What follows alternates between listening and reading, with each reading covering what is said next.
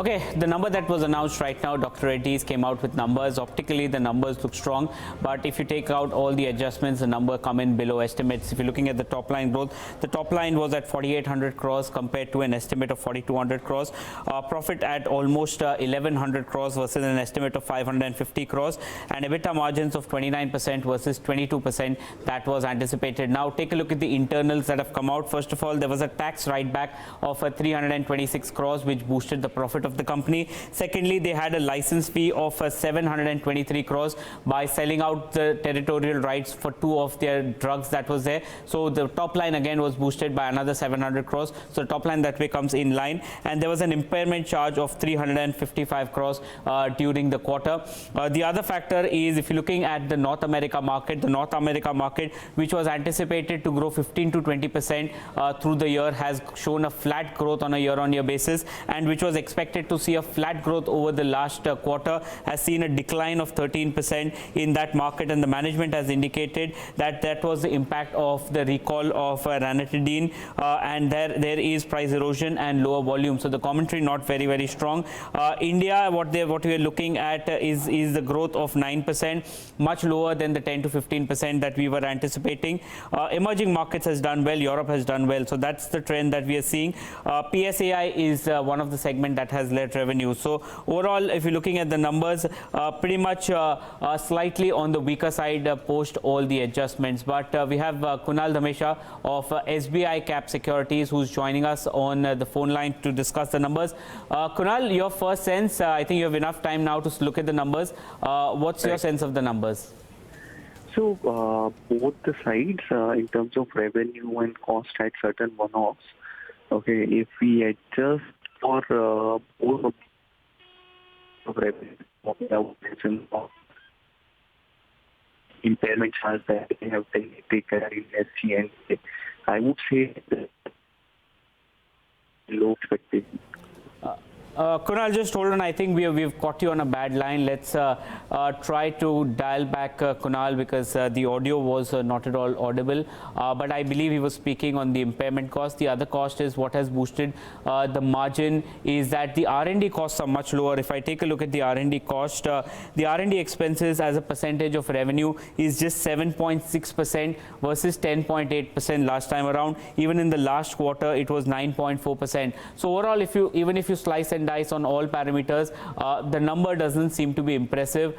It's optically looking impressive, but on all parameters it seems to be on the weaker side. A couple of other comments that the management has actually indicated for the geography, and I'll talk about them till the time we get Kunal. On the emerging market, yes, Russia grew significantly, the CIS country grew significantly, and the rest of the world grew significantly, given the fact that volume growth was there and there was better realizations that was there. India, new products were there, there was improved realization, volume traction. Similar was the reason that was given as far as the European market is concerned. To talk more on the numbers, Kunal is back with us. Kunal, I think we caught you on a bad line. I hope you can hear me better now. Yes. Yeah. Okay. So we will start again. What's your sense on Dr. Reddy's numbers overall? So overall, as I said, there are one-offs in both the revenue line item as well as in the cost. Okay. So if the revenue line item has the one-time payment of out-licensing of 3 molecules, which was somewhere around 7.2 billion. If we remove that, the numbers are largely in line. And in terms of cost line, they took some impairment charge of approximately 3.6 billion for 3 molecules. And adjusting for that, SG&A would have gone down year-on-year basis. So I think the cost line that is driving the margin down, SG&A, which is up 38% year-on-year, that would have been very moderate growth if we adjust for the one-off. Overall, after adjusting for all the one-offs, I would say it is slightly below expectation, or you could say in line as well.